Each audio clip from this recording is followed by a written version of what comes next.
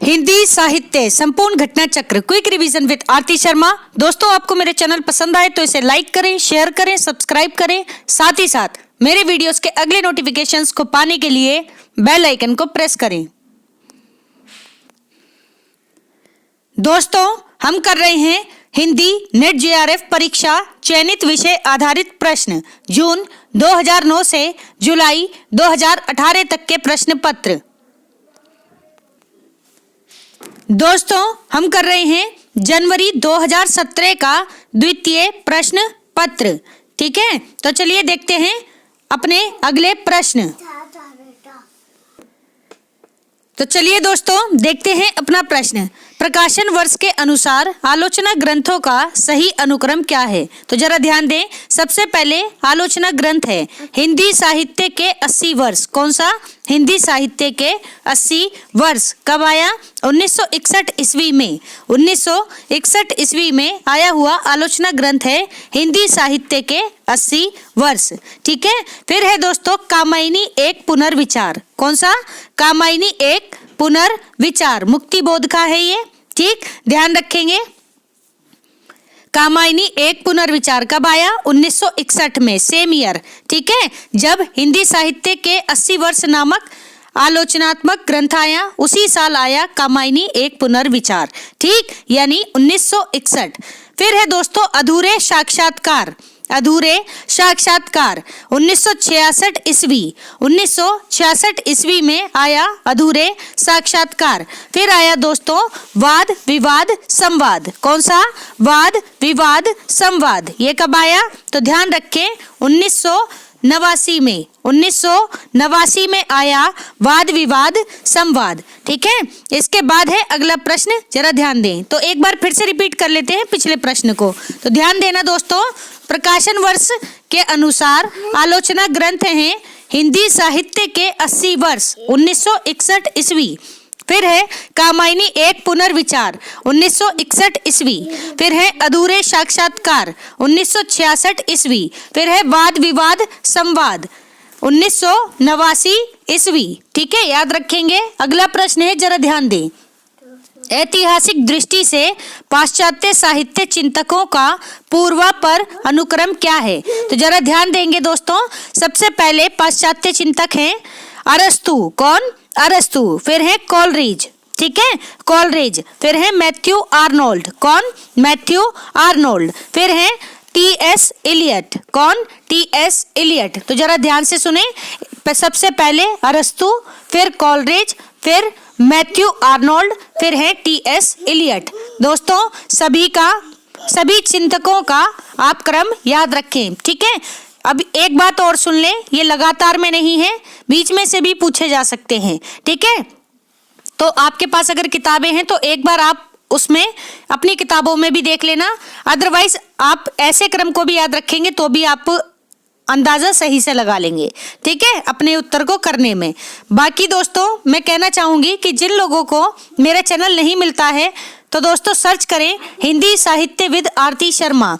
हिंदी साहित्य विद आरती शर्मा और चैनल पर विजिट करके सभी प्लेलिस्ट देखें और अपनी स्टडी ढंग से और पूरे मन से करें। ठीक है, अपनी स्टडी पूरे मन से और ढंग से करें, याद रखें दोस्तों। ठीक है, चलिए देखते हैं अगला प्रश्न, गौर करेंगे। अगला प्रश्न है, गौर करना जरा।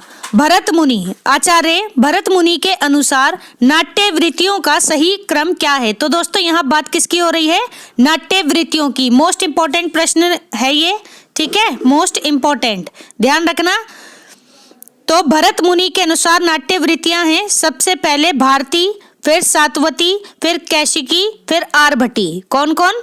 सबसे पहले भारती, फिर सातवती, फिर कैशिकी, फिर आरभटी। तो ये सभी नाट्य वृत्तियों का सही अनुक्रम है भरत मुनि जी के अनुसार। अब जरा ध्यान दें, अगर आप नाट्य वृत्तियों के संबंध में थोड़ा डिटेल में पढ़ना चाहते हैं तो आप मेरी घटना चक्र की प्लेलिस्ट देखें और उसमें संस्कृत साहित्य से पहले के वीडियोस हैं, उसमें मैंने नाट्य वृत्तियां कराई हैं। तो आप एक बार चाहें तो विजिट कर सकते हैं दोस्तों प्लेलिस्ट पर। ठीक है, आपको बहुत ही शानदार प्रश्न उत्तर और व्याख्या सहित मिलेंगे। ठीक है, आप एक बार पूरी घटना चक्र को जरूर देख लें दोस्तों। ठीक है, आपका हिंदी साहित्य में बेस बनाने के लिए बहुत ही शानदार किताब है। ठीक है, व्याख्या सहित मैंने कराई हुई है और आपकी एग्जाम की तैयारी से यानी एग्जाम पॉइंट ऑफ व्यू से आपकी प्रिपरेशन के लिए बहुत ही जबरदस्त किताब है। ठीक है, तो आप देख लेना दोस्तों, जिनके पास समय कम है, किताबें नहीं पढ़ पा रही हैं, किसी वजह से नहीं पढ़ पा रही हैं, तो एक बार पूरी घटना चक्र जरूर देख लें। ठीक है, दिन में थोड़ा सा समय निकाल कर देख लें और रिवीजन जरूर करें। ठीक, तो जरा देखते हैं दोस्तों अगला प्रश्न क्या है। जन्म काल के अनुसार हिंदी आलोचकों का सही क्रम क्या है। तो जन्म काल के अनुसार हिंदी आलोचकों का सही क्रम है, ध्यान दें। सबसे पहले रामचंद्र शुक्ल, इनका समय है दोस्तों 1884 सॉरी एक बार फिर से सुने, 1884 से 1941 ईस्वी। 1884 से 1941 ईस्वी किसका समय है? रामचंद्र शुक्ल जी का समय है। फिर है दोस्तों नंद दुलारे वाजपेयी जी। कौन? नंद दुलारे वाजपेयी जी। इनका समय है 1906 से 1967 ईस्वी। 1906 से 1967 ईस्वी। फिर है दोस्तों रामविलास शर्मा। कौन? रामविलास शर्मा। इनका समय है 1912 से 2000 ईस्वी। 1912 से 2000 ईस्वी। ठीक है, याद रखेंगे दोस्तों, एक बार फिर से सुने, गौर करेंगे दोस्तों। सबसे पहले रामचंद्र शुक्ल 1884 से 1941 ईस्वी। ठीक है, फिर है नंद दुलारे वाजपेयी जी 1906 से 1967 ईस्वी। फिर है रामविलास शर्मा 1912 से 2000 ईस्वी। ठीक है, याद रखेंगे दोस्तों। और ये सभी चार आलोचक ऐसे हैं जिनकी रचनाएं बहुत ज्यादा पूछी जाती हैं। ठीक है, आलोचनात्मक ग्रंथों में, तो इन सभी की आलोचनात्मक रचनाएं आप देख लें। ठीक है, अगर आपके पास समय नहीं है, किताबें आपके पास नहीं है, तो आप मेरी रामबाण संकलन की वीडियो देख सकते हैं, वीडियो प्लेलिस्ट, उसमें मैंने आलोचना का टॉपिक कराया हुआ है, तो आप एक बार उसको पूरे टॉपिक को देख लें दोस्तों। ठीक है, 3-4 वीडियोस हैं कम से कम, और लेकिन आपको डिटेल में सारी चीजें आपको पता चल जाएंगी। ठीक, तो आप एक बार जरूर विजिट करें चैनल की प्लेलिस्ट पर। ठीक है, देखते हैं अगला प्रश्न। अगला प्रश्न है सही सुमेलित प्रश्न है, पंक्ति है और कवि हैं। जरा ध्यान दे दोस्तों। पंक्ति है सबसे पहले, हूँ सब कवि ने केर पछी लागा। क्या है? हूँ सब कवि ने केर पछी लगा। तो किसकी पंक्ति है? मलिक मोहम्मद जायसी की। क्या है? मलिक मोहम्मद जायसी की पंक्ति है दोस्तों, हूँ सब कभी ने केर पछी लगा। ठीक, फिर है पंक्ति, कवित्व विवेक एक नहीं मोरे। कवित्व विवेक एक नहीं मोरे, ये किसकी पंक्ति है? तो ध्यान रखना, तुलसीदास जी की। तुलसीदास की पंक्ति है, कवित्व विवेक एक नहीं मोरे। फिर है दोस्तों पंक्ति, जरा ध्यान दें, प्रभु जी हूँ पतितन को टीको। क्या है? प्रभु जी हूँ पतितन को टीको, किसकी पंक्ति है? सूरदास की पंक्ति है, ध्यान रखें। ठीक है, कवि सूरदास। फिर है दोस्तों पंक्ति, अब तो अजपा जपू मन मेरे। अब तो अजपा जपू मन मेरे, किसकी पंक्ति है दोस्तों? मलुक दास की पंक्ति है। किसकी? मलुक दास की पंक्ति है। जरा एक बार फिर से सुने पूरी पंक्ति मलुक दास की। क्या है? अब तो अजपा जपू मन मेरे, सुर नर असुर टहलुआ जाके। सुर नर असुर टहलुआ जाके, मुनि गंधर्व है जाके चेरे। मुनि गंधर्व है जाके चेरे। तो ध्यान रखें दोस्तों, मलुक दास जी की पंक्तियां हैं। अब जरा एक बार फिर से सुनेंगे सभी पंक्तियों को, गौर करना दोस्तों। सबसे पहले पंक्ति है, हूँ सब कभी ने केर पछी लगा। किसकी पंक्ति है? मलिक मोहम्मद जायसी की। फिर है पंक्ति दोस्तों, कवित्व विवेक एक नहीं मोरे। किसकी है? तुलसीदास जी की पंक्ति है। फिर है दोस्तों, प्रभु जी हूँ पतितन को टीको। प्रभु जी हूँ पतितन को, पतितन शब्द याद रखना, सूरदास ने अपने आप को पतित कहा है। ठीक है, तो हूँ पतितन को टीको, तो ध्यान रखें सूरदास की पंक्ति है। फिर है पंक्ति, कौन सी? अब तो आ जपा जपू मन मेरे, सुर नर असुर टहलुआ जाके, मुनि गंधर्व है जाके चेरे। तो दोस्तों चेरे यानी चेले, मुनि गंधर्व हैं जाके यानी जिसके, चेरे यानी चेले। ठीक है, तो ध्यान रखें दोस्तों, मलुक दास की पंक्ति है ये। ठीक है, अगला प्रश्न है सही सुमेलित है, जरा ध्यान देना दोस्तों। क्या है? गौर करें, रचना है और रचनाकार हैं। तो सबसे पहले रचना है राउल वेल। कौन सी? राउल वेल। किसकी रचना है? तो ध्यान रखें, रोड कवि की। कहीं कहीं रोड़ा कवि भी लिखा मिलता है, तो दोनों नाम एक ही व्यक्ति के हैं, ध्यान रखें। राउल वेल किसकी? रोड कवि की रचना है। ठीक है, फिर है दोस्तों खुमान रासो। कौन सी? खुमान रासो किसकी है? दलपति विजय की। दलपत विजय भी कहीं कहीं लिखा मिलता है, तो ध्यान रखें, दलपत विजय या दलपति विजय दोनों व्यक्ति एक हैं जिनकी रचना है खुमान रासो। ठीक है, फिर है दोस्तों रचना चंदन बाला रास। कौन सी? चंदन बाला रास किसकी रचना है? तो ध्यान रखें, कवि आसगु। आसगु कवि की रचना है चंदन बाला रास। ठीक है, ध्यान रखें। फिर है दोस्तों रचना योग चर्या। कौन सी? योग चर्या किसकी है? तो ध्यान रखें दोस्तों, डोम्बीपा की रचना है योग चर्या। ठीक है, अगर आपको आदिकालीन सभी रचनाएं क्रम से देखनी है तो दोस्तों मेरे वन लाइनर क्वेश्चंस के वीडियोस हैं। ठीक है, उसमें आपको नामकरण के बाद ये वीडियो मिल जाएंगी रचनाओं की। ठीक है, तो आप देख सकते हैं। ठीक, तो एक बार फिर से सुने, रोड कवि की कृति है राउल वेल। फिर है दलपति विजय, इनकी कृति है खुमान रासो। फिर है दोस्तों आसगु कवि, इनकी कृति है चंदन बाला रास। फिर है डोम्बीपा, इनकी कृति है योग चर्या। याद रखें दोस्तों। अगला प्रश्न है, गौर करना जरा। क्या है? कवि हैं और काव्य कृति हैं। तो सबसे पहले कवि हैं सियाराम शरण गुप्त। कौन? सियाराम शरण गुप्त। इनकी काव्य कृति है दोस्तों मौर्य विजय। कौन सी? मौर्य विजय सियाराम शरण गुप्त की काव्य कृति है। फिर है बालकृष्ण शर्मा नवीन। कौन? बालकृष्ण शर्मा नवीन। इनकी काव्य कृति है दोस्तों विप्लव गायन। विप्लव गायन बालकृष्ण शर्मा नवीन की काव्य कृति है। फिर है दोस्तों कौन सी काव्य कृति? सुभद्रा कुमारी चौहान। सुभद्रा कुमारी चौहान, इनकी काव्य कृति है राखी की चुनौती। कौन सी? राखी की चुनौती किसकी काव्य कृति है? सुभद्रा कुमारी चौहान की। याद रखें। फिर है दोस्तों गया प्रसाद शुक्ल सनेही। कौन से? गया प्रसाद शुक्ल सनेही जी। ठीक है, ध्यान दें, इनकी काव्य कृति है राष्ट्रीय मंत्र। कौन सी? राष्ट्रीय मंत्र। ठीक है, तो ध्यान से सुने एक बार फिर से। सबसे पहले है काव्य कृति मौर्य विजय, किसकी है? सियाराम शरण गुप्त जी की। फिर है काव्य कृति विप्लव गायन, किसकी है? बालकृष्ण शर्मा नवीन की। फिर है दोस्तों काव्य कृति राखी की चुनौती, किसकी है? सुभद्रा कुमारी चौहान जी की। फिर है दोस्तों राष्ट्रीय मंत्र, ये किसकी है?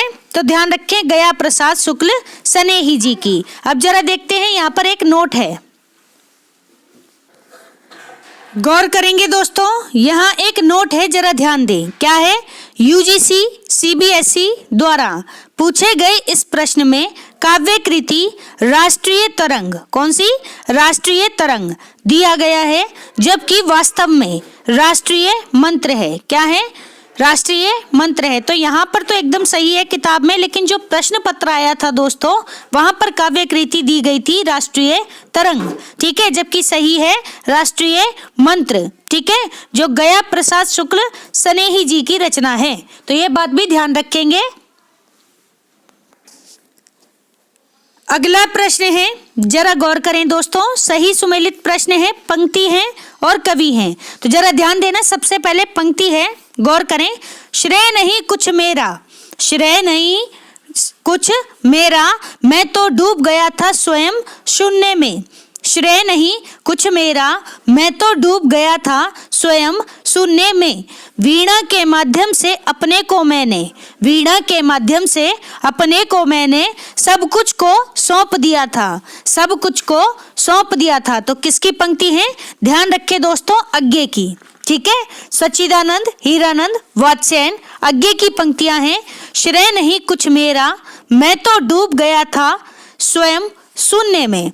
वीणा के माध्यम से अपने को मैंने सब कुछ को सौंप दिया था। बहुत ही शानदार पंक्तियां हैं दोस्तों, ध्यान से पढ़ें। और अज्ञे की पंक्तियां हैं, किसकी? अज्ञे की पंक्तियां हैं, असाध्य वीणा से ली गई पंक्तियां हैं। ठीक है, इनकी लंबी कविता है असाध्य वीणा। ठीक है, तो शब्द याद रखें, वीणा और केश कंबली।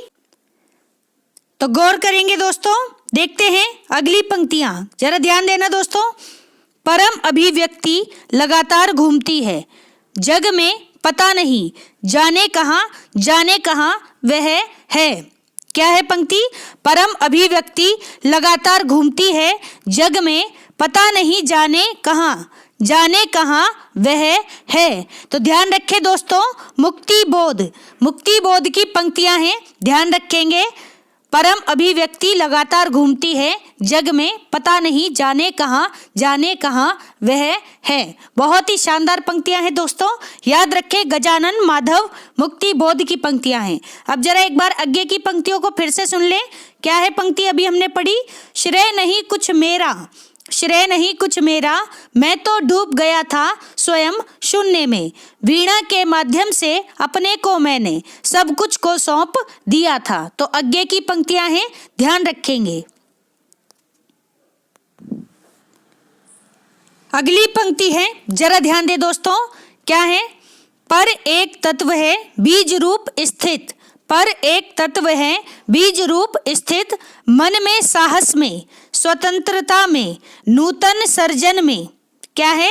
पर एक तत्व है बीज रूप स्थित, मन में साहस में स्वतंत्रता में नूतन सर्जन में। तो ध्यान रखें किसकी पंक्ति है? धर्मवीर भारती की, धर्मवीर भारती जी की पंक्ति है, ध्यान रखेंगे। अगली पंक्ति है, मैं उनका आदर्श जो व्यथा न खोल सकेंगे, मैं उनका आदर्श जो व्यथा न खोल सकेंगे, पूछेगा जग किंतु पिता का नाम ना बोल सकेंगे, पूछेगा जग किंतु पिता का नाम ना बोल सकेंगे। तो ध्यान रखें किसकी पंक्ति है? दिनकर की, रामधारी सिंह दिनकर जी की पंक्ति है। ठीक है, अब एक बार फिर से सुने सभी पंक्तियों को, गौर करना जरा। पंक्ति है, पर एक तत्व है, पर यानी होता है ना ये पर ईश्वर, ठीक है, एक तरीके से। तो पर एक तत्व है बीज रूप स्थित, मन में साहस में स्वतंत्रता में नूतन सर्जन में। ठीक है, ध्यान रखें किसकी पंक्ति है? धर्मवीर भारती की। फिर है, मैं उनका आदर्श जो व्यथा ना खोल सकेंगे, पूछेगा जग किंतु पिता का नाम ना बोल सकेंगे। तो ध्यान रखें दोस्तों, दिनकर की पंक्तियां हैं। ठीक है, देखते हैं अगला प्रश्न। अगला प्रश्न है, गौर करना जरा, क्या है? सही सुमेलित है, रचना है और रचनाकार हैं। सबसे पहले रचना है दोस्तों मधुलिका। कौन सी? मधुलिका, जिसके रचनाकार हैं रामेश्वर शुक्ल अंचल। रामेश्वर शुक्ल अंचल की रचना है मधुलिका। ठीक है, मधुलिका याद रखेंगे। फिर है दोस्तों रचना प्रभात फेरी। कौन सी? प्रभात फेरी किसकी है? ध्यान रखें, नरेंद्र शर्मा की। नरेंद्र शर्मा की कृति है प्रभात फेरी। फिर है दोस्तों प्राण भंग। कौन सी? प्राण भंग, ध्यान रखें किसकी है ये? रामधारी सिंह दिनकर जी की। रामधारी सिंह दिनकर जी की कृति है प्राण भंग। फिर है दोस्तों रचना काठमांडू की पहली सांझ। काठमांडू नहीं है, काठमांडू। ठीक है, काठमांडू की पहली सांझ। तो ध्यान रखें किसकी है ये? काठमांडू की पहली सांझ। याद रखें दोस्तों, ये है शिव मंगल सिंह सुमन जी की। किसकी? शिव मंगल सिंह सुमन जी की। ठीक है, अब एक बार फिर से सुन लें। सबसे पहले हैं रामेश्वर शुक्ल अंचल, इनकी रचना है मधुलिका। फिर है नरेंद्र शर्मा, इनकी रचना है दोस्तों प्रभात फेरी, ठीक है। फिर है रामधारी सिंह दिनकर जी, इनकी रचना है दोस्तों प्राण भंग। कौन सी? प्राण भंग। फिर है दोस्तों शिव मंगल सिंह सुमन, शिव मंगल सिंह सुमन, इनकी रचना है काठमांडू की पहली सांझ, ठीक है, याद रखेंगे। अगला प्रश्न है, ध्यान दें, सही सुमेलित है, क्या है? उपन्यास है और विषय वस्तु। तो ध्यान देना जरा। सबसे पहले है उपन्यास अपना मोर्चा। कौन सा? अपना मोर्चा। इसकी विषय वस्तु है दोस्तों छात्र आंदोलन। कौन सा? छात्र आंदोलन, ठीक है, ध्यान रखें। विषय वस्तु है अपना मोर्चा उपन्यास की, ठीक। फिर है उपन्यास मुझे चांद चाहिए, सुरेंद्र वर्मा जी का उपन्यास है मुझे चांद चाहिए, ठीक है, जिसकी विषय वस्तु है रंगमंच और सिनेमा संसार, रंगमंच और सिनेमा संसार, ठीक है, याद रखेंगे।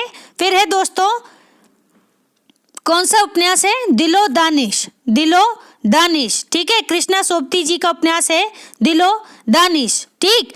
मुस्लिम संस्कृति पर आधारित उपन्यास है। किस पर? मुस्लिम संस्कृति पर आधारित उपन्यास है दिलो दानिश। फिर देखते हैं अनाम दास का पोथा, हजारी प्रसाद द्विवेदी जी, किसका है? हजारी प्रसाद द्विवेदी जी का उपन्यास है अनाम दास का पोथा, जो कि औपनिषदिक, कौन सा? औपनिषदिक आख्यान पर आधारित है, औपनिषदिक आख्यान पर आधारित है अनाम दास का पोथा। तो जरा एक बार फिर से सुने। सबसे पहले है छात्र आंदोलन, इस पर आधारित उपन्यास है अपना मोर्चा। फिर है रंगमंच और सिनेमा संसार, किस पर आधारित है? मुझे चांद चाहिए पर, सॉरी, मुझे चांद चाहिए उपन्यास आधारित है रंगमंच और सिनेमा संसार पर, ठीक है, संसार पर। तो ध्यान रखिए। फिर है दिलो दानिश उपन्यास किस पर आधारित है? मुस्लिम संस्कृति पर। फिर है दोस्तों अनाम दास का पोथा उपन्यास किस पर आधारित है? औपनिषदिक आख्यान पर, ठीक है, हजारी प्रसाद द्विवेदी जी का उपन्यास है, ध्यान रखें, ठीक। अगला प्रश्न है, ध्यान देना जरा, सही सुमेलित है, पात्र हैं और नाटक हैं। सबसे पहले पात्र है दोस्तों मालविका। कौन? मालविका। किसकी पात्र हैं? चंद्रगुप्त नाटक की, चंद्रगुप्त नाटक की पात्र हैं मालविका, ठीक है। फिर है पात्र मल्लिका। कौन? मल्लिका। किसकी पात्र हैं? तो आषाढ़ का एक दिन नाटक है मोहन राकेश जी का, जिसकी पात्र हैं मल्लिका। साथ ही साथ अन्य पात्र हैं कौन कौन? तो विलोम, कालिदास, ठीक है, ये निषेप, ये सभी पात्र हैं किसके? आषाढ़ का एक दिन नाटक के, ठीक है। और चंद्रगुप्त नाटक किसका है? तो ध्यान रखें 1931 में आया हुआ जयशंकर प्रसाद जी का नाटक है चंद्रगुप्त, ठीक है, ध्यान रखेंगे। अगले पात्र हैं कौन है? वेणुरति। वेणुरति किसके पात्र हैं? तो ध्यान रखें सूर्यमुख नाटक के, सूर्यमुख नाटक के पात्र हैं वेणुरति। फिर है दोस्तों पात्र देवयानी। कौन? देवयानी। किसकी पात्र हैं? देहांतर की, ठीक है, देहांतर एक नाटक है, बहुत ही इंपॉर्टेंट है, रचनाकार अभी भूल रही हूं मैं, ठीक। तो ध्यान दें, देहांतर नाटक के पात्र हैं देवयानी, ठीक है, याद रखेंगे। तो एक बार फिर से सुने। चंद्रगुप्त नाटक की पात्र हैं मालविका। कौन? मालविका, याद रखेंगे। फिर है आषाढ़ का एक दिन नाटक, जिसके पात्र हैं कौन? मल्लिका, ठीक है। फिर है दोस्तों नाटक सूर्यमुख, जिसकी पात्र हैं कौन? वेणुरति, ठीक है, वेणुरति। फिर है नाटक देहांतर, जिसकी पात्र हैं देवयानी, ठीक है, याद रखेंगे। अगला प्रश्न देखते हैं। अगला प्रश्न है, जरा गौर करना, सही सुमेलित है, आलोचना ग्रंथ है और आलोचक हैं। तो सबसे पहले आलोचना ग्रंथ है साहित्य क्यों। साहित्य क्यों किसका आलोचना ग्रंथ है? तो विजयदेव नारायण शाही का, विजयदेव नारायण शाही का आलोचना ग्रंथ है साहित्य क्यों। फिर है दोस्तों आलोचना ग्रंथ भाषा और संवेदना। भाषा और संवेदना किसका है? रामस्वरूप चतुर्वेदी जी का, रामस्वरूप चतुर्वेदी जी का आलोचना ग्रंथ है भाषा और संवेदना। फिर है दोस्तों आलोचना ग्रंथ लोकवादी तुलसीदास। कौन सा? लोकवादी तुलसीदास। तो ध्यान रखें विश्वनाथ त्रिपाठी जी का आलोचना ग्रंथ है लोकवादी तुलसीदास, ठीक है। फिर है दोस्तों आलोचना ग्रंथ कविता की तीसरी आंख। कौन सा? कविता की तीसरी आंख। ध्यान रखें किसका है? प्रभाकर श्रोत्रिय का। प्रभाकर श्रोत्रिय का आलोचना ग्रंथ है कविता की तीसरी आंख। ठीक है, अब जरा एक बार फिर से सुने। सबसे पहले आलोचक हैं विजयदेव नारायण शाही, बहुत ही इंपॉर्टेंट है इनकी रचनाएं, तो ध्यान देना। इनका आलोचना ग्रंथ है साहित्य क्यों। साहित्य क्यों। फिर है रामस्वरूप चतुर्वेदी जी, इनका आलोचना ग्रंथ है भाषा और संवेदना। भाषा और संवेदना। ठीक है, फिर है विश्वनाथ त्रिपाठी जी। विश्वनाथ त्रिपाठी जी का आलोचना ग्रंथ है लोकवादी तुलसीदास। लोकवादी तुलसीदास। फिर है प्रभाकर श्रोत्रिय। कौन? प्रभाकर श्रोत्रिय। इनका आलोचना ग्रंथ है कविता की तीसरी आंख।